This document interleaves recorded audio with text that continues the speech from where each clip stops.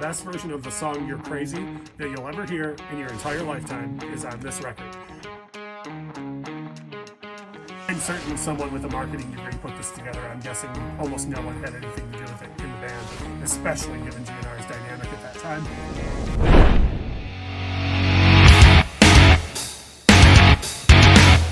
Hey, it's Russ from the Infectious Groove Podcast, doing another one of our series on some of the rare pressings and things that we have down here. If you're a Guns N' Roses fan, you know that there are a lot of bootlegs and things out there and collectibles that you can find in GNR vinyl land. But of their officially released records, I think hands down the most rare, or one of the most rare records that you can find is Live Era, their 1999 live release. Actually, live release, which I'll cover in a little bit. Gonna get it out of the way right off the bat. This is a terrible live album, in my opinion. There's a whole lot of things done wrong with a live record that happened on this that I do not recommend in any way, shape, or form. And it's unfortunate because if you're watching this, you're a Guns N' Roses fan, you probably know that during 1991, 92, and 93, you couldn't touch Guns N' Roses live. I mean, they were sloppy and they were messy and they weren't ready for, they never appeared on SNL, they never had a huge commercial thing happening with them. But if you went to a GNR show, assuming Axl showed up even remotely on time, or the show wasn't canceled, or a riot didn't happen, you got one hell of a concert while you were there. And myself and my friends were always bummed out during the 90s that they never officially released a live album. There were a couple of VHS tapes came out that were culled from one particular live performance in Tokyo. There was a pay-per-view event that they did that was never officially released, but at least it was on pay-per-view. So people got glimpses of how good GNR was live, that when 1999 rolled around and the band was in complete disarray at the time, and they announced that this was coming, a lot of Guns N' Roses fans were overjoyed and said, oh, okay, now I can finally show people how good GNR were live. And right from the get, it's a masterclass in how not to do a live album. It's pieced together from way too many different sources to the point where even the casual listener can tell that these are not things that were recorded on the same night. The worst offender, and you probably end up saying this in almost every Guns N' Roses related topic, the worst offender is Axl Rose.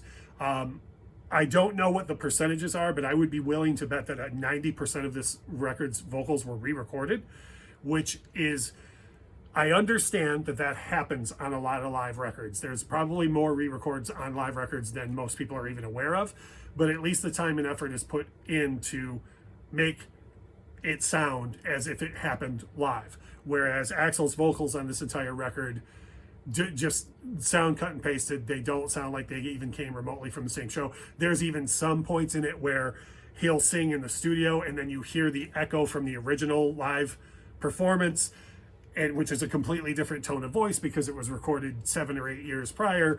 It's just upsetting, but it is a collector's piece because, as you've heard me talk about in several of these videos, in the 90s, no one cared about vinyl here in the US. This only received the one pressing the one time. It's a 4 LP set, so it is not something that record labels are in any hurry to re-release. Plus, a lot of GNR fans don't revere it as a release in the first place. So it's not like something that you would think that they'd be in a huge hurry to re-release. And especially because in today's market, even if they re-release this with 4 LPs, you're looking at $150 retail price. On the aftermarket now, these go for a ridiculous amount of price. I'll be completely honest and say I only own this for 2 reasons. Number one, I got a steal on it. I paid way less than you pay for it on the aftermarket.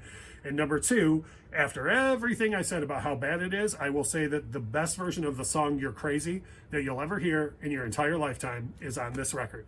And I think it speaks volumes that that's one of the only tracks that's completely untouched. It's live the way that it happened. There's no overdubs or anything like that, and I think it speaks volumes that that's hands down the best track on the record. So let's go over it just a little bit. Kind of a generic cover, if you ask me. Just a lot of the different posters and things that were made when GNR was coming up, which I find kind of interesting because, yes, this does have stuff from 87 on it, but they were really the biggest band in the world from like 91 to 93. So I always thought it was weird that they just had the cover be the stuff from when they were coming up, and that's it. Got a picture on the back of W. Axl Rose having found himself directly in the middle of an audience after, I'm certain, having thrown a temper tantrum and jumped into the audience. Then your track listing, another kind of an oddity to me for the track listing is it's in blue and yellow, which kind of gives a Use Your Illusion vibe because that was the main colors for those records. But everything on this is culled from all of the GNR records that were out at that time. So a little bit of a weird thing. I'm certain someone with a marketing degree put this together. I'm guessing almost no one had anything to do with it in the band, especially given GNR's dynamic at that time.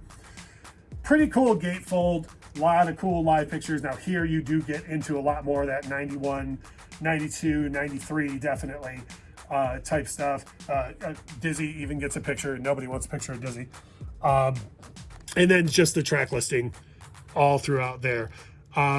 Pretty cool, pretty cool. Like I say, just for a, I'm certain somebody at the record label with a marketing degree is the one that put this together. There's probably no sort of well thought out art direction, but it's a pretty cool gatefold. I guess my only complaint on it would be with 4 LPs, there shouldn't be 2 stuffed in the first part of the gatefold and 2 stuffed in the back. That's a little odd. I would have liked to have seen this fold out. Maybe if there's a reissue someday, we'll get that. Now with this one, I do want to show you a little bit about the labels because I think they're pretty cool labels. And actually, I'll start with the inners. As always, I sleeve up all my records with anti-static. You see here, these are Mobile Fidelity. I get those when I can. You can get anti-static record sleeves that are a little less expensive than Mobile Fidelity, whatever floats your boat. But I do recommend using anti-static inner sleeves. So when you look at what it came with, the paper inners that the records originally came in, just more cool shots of the band in that heyday. Like I say, this might even, no, I don't think Duff was wearing his cowboy hats until at least 92. But just some more cool shots of the band. You even have Izzy on there, even though the band wanted nothing to do with them. Super slick shot of Axl and Slash in the rain there. We don't have to go over this each by each, but this will give you an idea. If you heard me near the beginning of the video say, GNR used to be the biggest band in the world, and you said, I don't think that's true. Well, there you go. This is the type of places they were playing in 92 and 93. So more of the flyers and whatnot, reused picture of Axl from the inside. All the thank yous, probably every sound engineer known to man who pieced this whole thing together and whatnot. So pretty basic. The actual records themselves, almost all of them have just this on the one side. And you notice the scuffs and whatnot. I didn't do that. That's a fact of records that came out in the late 90s. Almost nobody cared about the quality control. So still sounds good. If you get a copy of Live Era and someone says, this is how it came, this one was sealed when I got it, so you can trust that buyer. But the inners on each one just have reused pictures from the inside. Not a huge deal. I've talked in other videos about sometimes the inner labels can be hard to read and whatnot. With the GNR one, the back of the record clearly states what side is what and what songs where. So if you're looking for a particular song, it's really not that hard to find exactly what you're looking for.